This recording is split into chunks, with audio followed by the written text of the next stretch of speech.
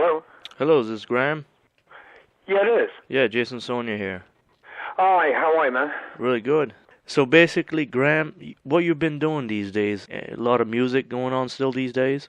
Yeah, we've formed a new lineup of Alcatrazz, and we've been together now for about 4 years, and we've been all over. In fact, we got back from Europe about 2 months ago, and we're getting ready to go to Russia in about a month to do some gigs. But we've been all over the place, playing basically the old Alcatrazz stuff, but we're just starting on a new album right now. I've done things on my own as well with other bands in different countries. I've been working with like Joe Lynn Turner from Rainbow as well, doing solo gigs with him without his band. Both of us play with whomever, whichever country we're in, playing with the band from that particular country. So I've been out there doing a lot of things, and along with the band, we're just getting all our tour dates together right now. In fact, so if we can get to play over here a bit more, it'd be great, and actually probably come to Canada one day. It'd be nice. But we, it's very hard. It's very, very difficult because of the economy. They don't want, the promoters just can't get the money together, and it's not worth our while sometimes for some of these gigs. And a lot of bands are having this problem right now. Unless you're, say Aerosmith or something, then you're guaranteed a good crowd and people come see you. But Alcatrazz is kind of an unknown quantity in lots of parts of the world, and so it's been a little difficult. But we are working, which is good. But it's a lot of traveling. Now, for traveling, let's say, you guys are on the plane every 2 days, let's say. Well, what we normally do is get to where we're going, and we do a lot of driving as well as flying. So a lot of it is long drives in a van or something. We're trying to keep expenses down. So a lot of the traveling we do, especially in Europe, is by road. That's how we do it, so that we make money in the end, and don't end up with big expenses on airfares, etc. And how is rehearsals for Alcatrazz? Does it go really quick, considering everybody should know their material? Well, we've just got a new drummer now, a guy called Jeff Bowders, who is a very good drummer. We've had, he'll be our third drummer now. We're trying to work him into the band so he stays in the band, because he's kind of, a lot of people want him to play with their bands and things. Rehearsals are here, there, and everywhere, because we have to make money, as I was saying, and a lot of stuff I've been doing lately has been from home, working on the computer, on Pro Tools, and doing sessions for people. So we don't get together that much to rehearse, but what has been happening, our guitar player has been rehearsing with our new drummer, so he knows everything, so rehearsals are like two guys doing one thing, and me and my bass player, he engineers my vocals when I'm doing sessions, So it's a very strange situation. It's not like it used to be, where the band would all get together in one room and actually rehearse as a band as such. It's because of the way things are right now, we have to make money in other ways, So everybody is doing sessions and whatever they can to survive, Because as I said, Alcatrazz isn't like the biggest band in the world, and we have to make money somehow, So rehearsals are, just before we go on the road, we rehearse probably for 2 days. Like going back with, the early days of Alcatrazz, you guys were lucky enough to have people like Yngwie Malmsteen and Steve Vai. What's the coincidence that you guys have the best guitarists in the world always playing for Alcatrazz? Because I have great taste. I can spot them. It's one of those things that, the first version of Alcatrazz, we rehearsed so many guitar players who were very, very good. For instance, we had Paul McCartney's guitar player when Paul McCartney had Wings. This is way back when, as you know.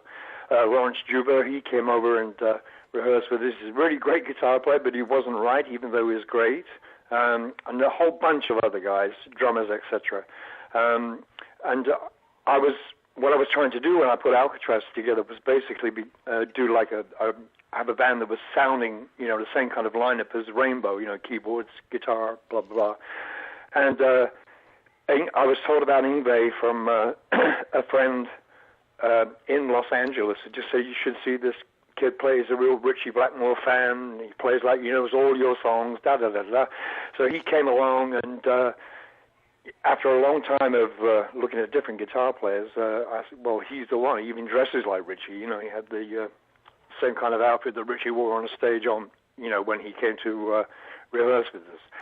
And we said, well, he's the guy. You know, he's young, blah, blah, blah. He looks right. He plays great. And it was just one of those, you know, that's how that happened. And, of course, then Yngwie decided that he was going to go and do his own thing. And then we got in touch with Steve Vai through a friend of a friend of a friend. And, of course, Steve was completely different. But I was very, you know, the album I made, the band made with Steve playing guitar is, in fact, my favorite Alcatrazz album, to be honest with you. With the black cover. Yeah, that's my favorite. I like the songs better. The first one was kind of like an experimental thing. I mean, the songs are okay on that. You know, I'm not saying that it's bad or anything. But I found that because Steve was such an inventive and very, very different guitar player from anybody I'd ever heard, it was, you know, I really got into it because he's more sort of avant-garde, you know. And being, you know, the guitar player with Frank Zappa, he had different ideas about so-called heavy rock. He wasn't the obvious kind of, you know, 1980s big hair rock, you know. You know what I mean? He was a little bit more inventive. And, in fact, I've been in touch with Steve about 3 weeks ago. He wants to do something with me, like just one song to release as like a single. So I'm in touch with him again after years. So that'll be kind of cool to do that. Yeah. That's awesome, you know, going back, you know, with Steve Vai, you know, play songs. Yeah, I mean, you know, he's as I said, I lost touch with him completely after he went off to do his other things, first with David Lee Roth, etc., and all that kind of thing. And now it's, he said he's got a lot of stuff he's going through to look at to send to me. But he said he didn't want to be in a band anymore as such because he's got his own career going. And I said, well, I'm not asking, you know, I don't want to do that, you know. So he just wants to do like a one-off thing, which I haven't got yet because he's busy. And but that is coming up. Now, here's a crazy question. Would there ever be in the future a complete Alcatrazz reunion? Have Yngwie Malmsteen, Steve Vai, all the other guitar players? I doubt it.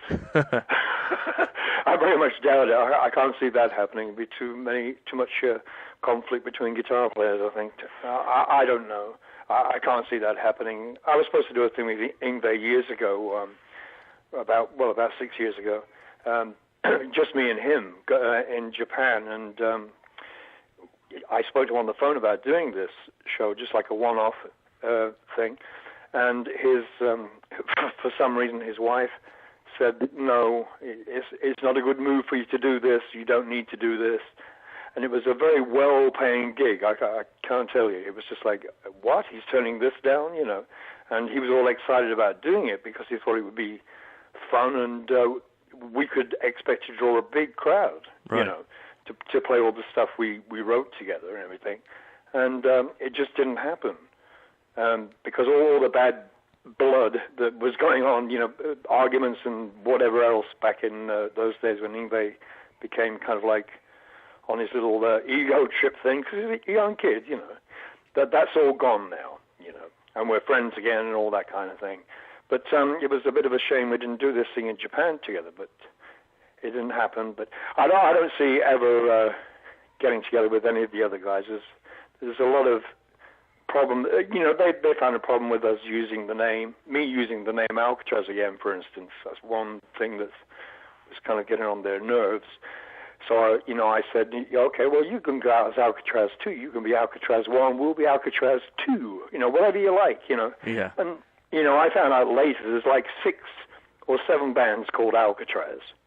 You know, I mean, I don't know. But as far as a reunion, I don't see that happening.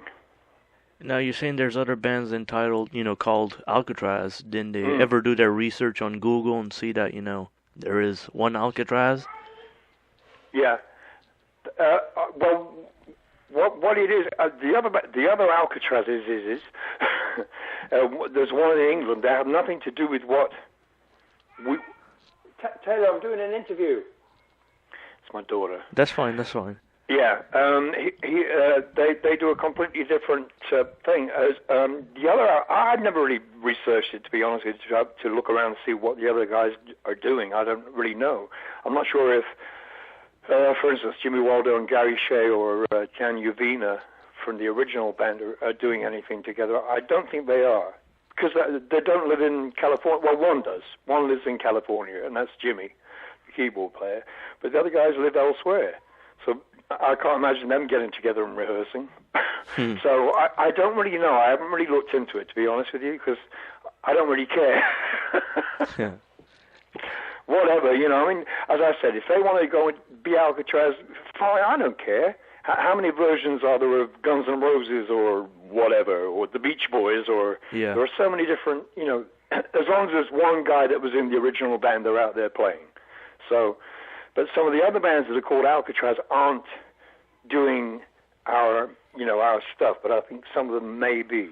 But I know the one in England is a completely different band altogether, because when we first used the name Alcatrazz, they were going to sue us, and we knew nothing about this band called Alcatrazz in England. This is when Yngwie was in the band, and they were going to serve us with a writ, you know, so we couldn't use the damn name. And a guy came to the studio one day and gave me a piece of paper, and my manager said, give me that. He said, don't touch it. I said, what do you mean? He said, I think I know what that is. And he was right. He opened the envelope, and inside it said, we're going to sue you if you use this name. We are Alcatrazz. We're the original. And so we put an extra Z on the end of Alcatrazz to make it a different name. Right. So Alcatrazz is with one, as you know. Smart move. The island. So that's what we did. And it saved the career, and we got saved, to see Alcatrazz. I mean, there was no problem after that. So, you know, as I said, there's a bunch of bands out there with the same name. I think there's one in Germany called Alcatrazz too. I think there's one in Japan also. Wow. Now, when Steve Vai joined the scene, you know, replacing Yngwie Malmsteen's quick, you know, guitar solos, how long in rehearsals did he go into that stuff, or did he improvise more? He did his own thing. He said, I don't play like that. He said, but I can. He said, I can do that stuff. And he was very nervous about being in the band because it wasn't like him. They were completely different players. But he got it down very quickly. He's very talented. The guy is, he's very talented. He didn't want to copy him exactly. He said, because he didn't just want to be a clone of Yngwie Malmsteen, because that's not his style. And I was saying, I said, look, come on, you're just Steve Vai. You just play. You play the way you want to play. And I remember the first gig we did, he was so nervous that people were going to throw things at him or whatever, But it wasn't like that at all. People were going, yeah, Steve, At first they were shouting out for Yngwie, where's Yngwie, that kind of thing. Yeah. But once we started playing the new songs that me and him had written, it was okay, But he was very nervous about it. But everything works out fine. Now, Graham, do you have any unreleased tracks from the early days of Alcatrazz, never surfaced yet? Oh God, let me think. There's some things that we recorded for the very last album when we had Danny Johnson playing guitar. Okay. That are still in a studio in a place called Calabasas out here in California. About 3 or 4 tracks that were never released.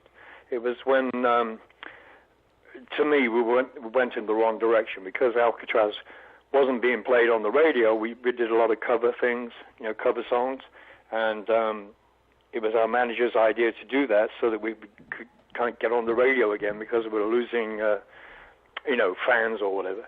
And it didn't work by doing cover versions. And unfortunately, that's when Alcatrazz came to an end because we just won't get any work at all. It wasn't the same.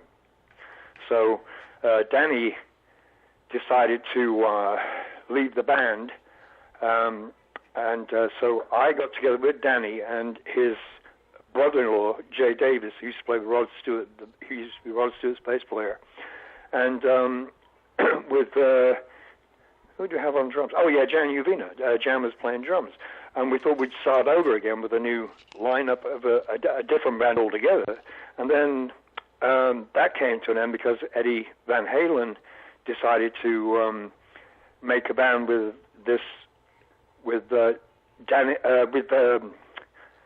somebody's girlfriend, some guy's girlfriend singing. Anyway, so Alcatrazz came to an end because Eddie wanted to record with Jay Davis and with Danny and with somebody else and start a new band. And they just said, well, we're going to do this because it meant more money or whatever, because Eddie was going to be producing the record and all that kind of thing. So Alcatrazz ended.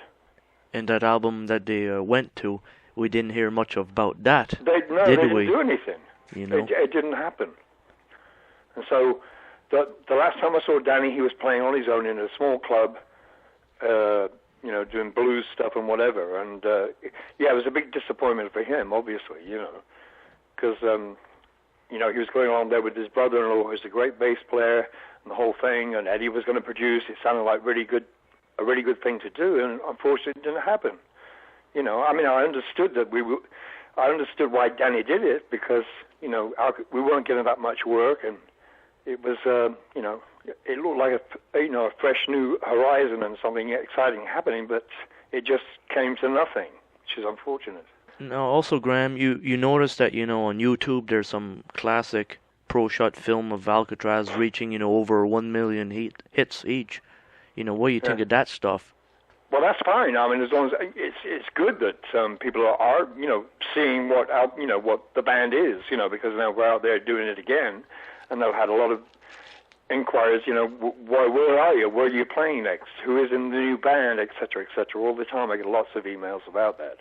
So I think it's a good thing, but sometimes it can be bad because some of the things they put up there I think it's crap. There's a lot of crappy things as well as good things.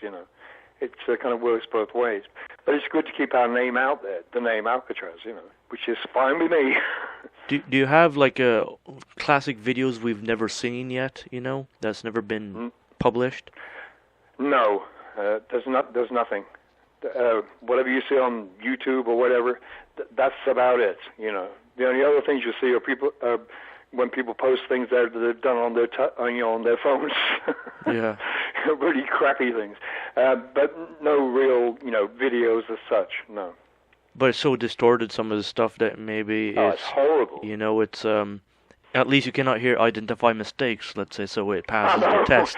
But it looks terrible. I hate when they do that. You see these phones lighting up when you're performing, oh crap, here we go again, It's going to sound horrible, and all you're going to hear is drums or something, and something's going to be out of tune, But welcome to the modern world, huh? Well, look at it like this: if they're not filming you, that means they're not showing interest. If they're, I know. Yeah, I mean, it's very nice, but at the same time, I just hate when those things go out there, get out, and people. It's like, ooh, But I see, but even though they are kind of crappy, I think I get very nice compliments about them, which is, I guess they're hearing things that I don't hear. I hear all the bad stuff, I guess. Like you do, But a new album, when is this gonna surface? You guys writing at all? Yeah. We just started. In fact, Russ Ballard, who wrote Since You've Been Gone, has written a new song for Alcatrazz, which we've just started on the very first track, which is his song. And he wrote to me this morning, in fact, about the keyboard part, because we don't have it. And he put a keyboard part down on his demo. I wanted him to send it so we can probably use his part. But it's a very long song. It's about 7 or 8 minutes long. It's quite an epic. And it's got different, all different parts in it. It's very, kind of progressive. And it's going to take a while to get it right, So that's what we're working on now when we have time, Because when you're working in the studio, you're not making money, Right. You just, But we have started. We have probably about 5 songs that are kind of ready to go. It's just a matter of getting this first one done, because I think this one's going to be the hardest, because there are so many different time changes and a lot of harmony here and all that kind of thing. And because it's Russ Ballard, I thought it would be a nice kind of reunion between me and him, because in a way he kind of started my career as a so-called rock singer, whatever that may be, because of the Rainbow song, Since You've Been Gone, you know. And so I called him, and he said, absolutely. And within like 2 or 3 weeks, he sent me this new song. And it's called Kingdom Come. It's called My Kingdom Come. And as I said, it's quite an epic. It's a bit like a Queen song in a way. Yeah. So you can imagine what I'm saying when I'm talking about harmonies. You know, I've got to work all those out and do all that kind of stuff. It's going to take a while. But we have other songs that are a little different, a little more progressive, but still in the Alcatrazz kind of style, more like the second album with Steve. Do you guys record mostly in separate studios these days, or is it, you know, you guys get together? Yeah, I record at home. Okay. Yeah, it's all that Pro Tools thing. You know, everything's done on the computer, and we do the drums live and things like that. But all the vocals, I do them at home. Times has changed in recording. Yeah, I mean, everything's done by mail. So you send me your part. Hey, you done your bit? Yeah, okay. Send you over the file. You get it, and you do your bit. Yeah. So, as I said, the band, like rehearsing, you never really get together. You know, it's very strange. It's not like 1960s or whatever. You know, where you rehearse, you know, proper rehearsals, so to speak, in one room. It doesn't happen anymore. When did you realize in your career, when you had your first big break, and you know, this is my voice, and you know, the people are just gonna love this? Well, I guess my first record, back in '68, when Barry Gibb wrote the song called Only One Woman. And my cousin and I were called the Marbles, a duo. Horrible name, I know. But that's kind of... Well, I didn't know it was what it was. I was very surprised anything happened. I just thought it was pretty good, you know. But I didn't think it would become what it... You know, what happened to it. It became like number one in certain parts of the world, and in England it got to like number 3, I think, in the chart. And so that was when I thought, oh, maybe I do have something. Maybe this could be a real job for me, you know. But I never thought of it ever happening, you know. It was something that, you know, kids that sing in their bedroom, just another kid, you know, with a guitar. And but it's thanks to Barry Gibb and Morris and Robin that they set me off on this so-called career, which is hard work these days, you know. How do you keep your voice in shape throughout all these years? Your voice is like still perfect tuned. I don't know. I have no idea. I never rehearse. I never warm up or anything. It's just you know, it's not good every night. You know, I do get laryngitis or colds or whatever. It does happen, but it hasn't. My voice hasn't changed. My range hasn't changed. It's still the same.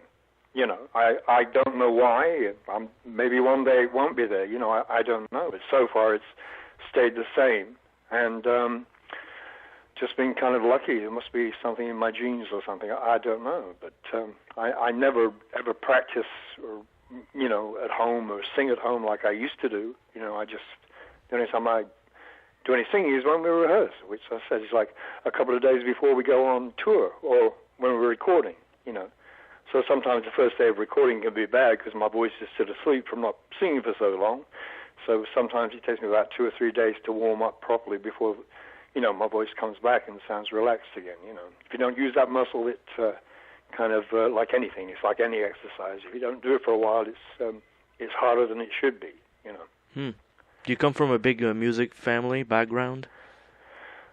Not really. No, my mum sang a little bit, you know, just for her own entertainment, so to speak. She never went out and sang in front of an audience. My brother was in a choir at school and things like that. We all sang. My uncles all played instruments, so Christmas parties were kind of like, you know, trumpets and accordions or whatever, and sing-along things. But it was all very, you know, not great. So nobody was really serious about being a musician or anything in my family. It was only me that that really thought maybe I can do something with this, you know, because people were telling me, oh, you should do this, you know, you're really good, blah, blah, blah, you know. And I thought, okay, well, let's see what happens. And as I said, we were lucky enough to meet up with the Bee Gees back in '68 because my cousin used to be in the band when he lived in Australia. He played guitar for them, and they played on his records, and he played on theirs back in Australia. And who was your cousin? And, sorry? And who was your cousin? My cousin's name is Trevor Gordon. He calls himself Trevor Gordon. He's a very, very good guitar player. Now he's living in London, and he's in like a jazz fusion band or something. He plays sometimes in bars, you know. But he's a teacher also, a music teacher. And he lives in England. Oh. But he had my cousin Trevor had his own TV show in Australia, and he would have the Bee Gees on as guests sometimes, you know. So he started when he was very young. He was 13 when he had his own TV show in Australia. Well, you basically answered the question. You do come from a music family. Well, in a way, I guess. Kind of, sort of, yeah. Yeah. I guess. But, I never really thought about it. But, yeah, I guess you're right. And your grandparents? Oh, nothing. Nothing? No, they weren't into music at all. Nothing. They were farmers. My dad's dad was a farmer, and my other grandparents were just, regular people who worked regular jobs. Nothing to do with showbiz or anything. And look how their grandson turned out. Yeah, yes. What a mess.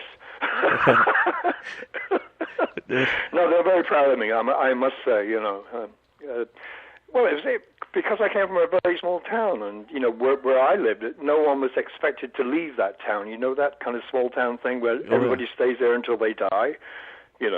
I was the only kid in town that played guitar. Nobody played guitar. Nobody played drums. Nobody played anything. But if somebody had a set of drums or had a bass guitar, we put a band together. And these guys couldn't play at all. I was probably the only guy in the band that could play a bit. And that's the kind of place I came from. It wasn't really into music and, the big time in London, So that's why I moved to London when I was about 18. And that's when I met up with the Bee Gees. You had an incredible career, and you're still going strong. It's so awesome. Well, thank you. Yeah, but it's more, as I was saying, it's much more difficult these days because the music we play isn't fashionable. It's not, it ain't hip hop or rap or whatever. It's not thrash metal, etc., etc.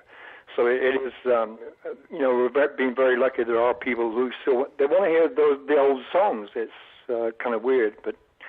Yeah, the audience now is very. Some of them are very young. They're like 18-year-olds, and they all know these songs. It's like, well, how do you know them? Well, from their mum and dad. So we're playing mums and dad's music now. I never imagined rock and roll would ever be mum and dad music. You know what I mean? Yeah. You always think of mums and dad's music being Frank Sinatra and Tony Bennett and crooners and that kind of thing. But now mums and dad's music is heavy rock, which is very strange.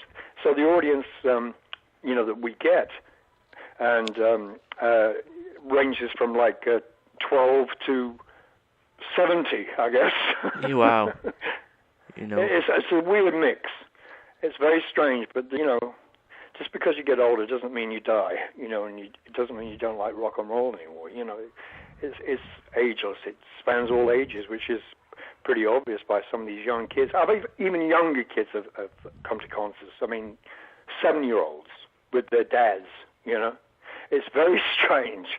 But they want to hear the old stuff, They want to sing along, Like I went to see Kansas, for instance. They played nearby to my house here. And all anybody wanted to hear was, Carry On My Wayward Son. Everybody was waiting for that, Yeah. So that's the way it is. It's very strange. But so I'm hoping that we can get out there, and when we play the new stuff, that people will appreciate that too. But we have to throw in Since You've Been Gone and All Night Long, and then stuff from Alcatrazz, Island in the Sun, etc., etc. So we do a bit of everything, a bit of Michael Schenker stuff as well. So we do all the better-known tracks from those albums, Yeah, you have to keep the audience satisfied as well. Well, yeah, I mean, they feel very neglected because the world has changed now, and the only way to be in the world of people who are over 30 is to do the old tunes and go out and play live, because everybody's downloading stuff from their computers now.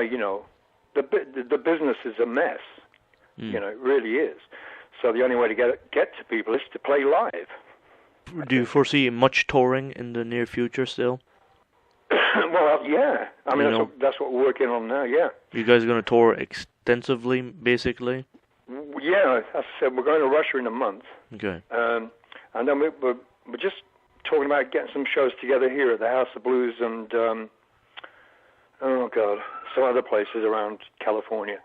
But we're just working on that now because we're always overseas. We're never here, which is the way it is right now. We always have to go somewhere else to be appreciated, because promoters don't want to know about, dinosaur bands, especially in California, in Los Angeles. They just want to have whatever's current,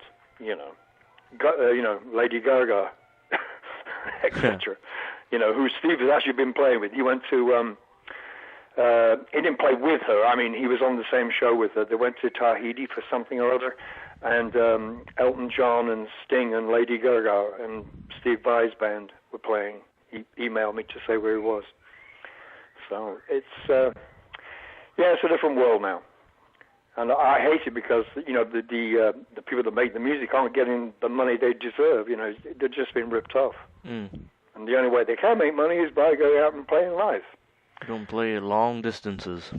Yeah, that's what I'm saying. It's damn hard. Yeah, hard on the system too, I'm sure.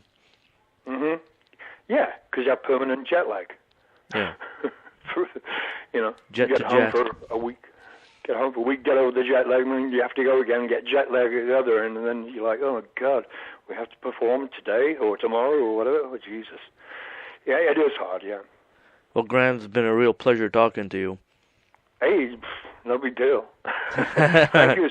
I'm grateful that you want to talk to me. It's nice. It's very nice.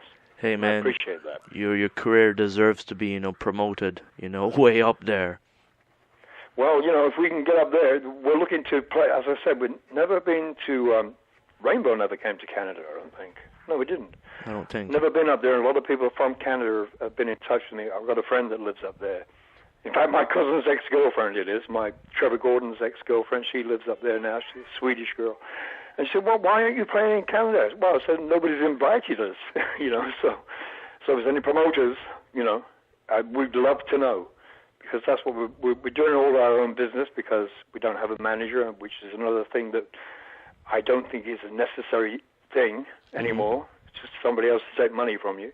So we basically do all our own, business. And if there's anybody out there, that is a promoter worth getting in touch with, who's a real promoter, not some kind of a, guy that works from his living room on a computer, I'd like to know, because that'd be really cool.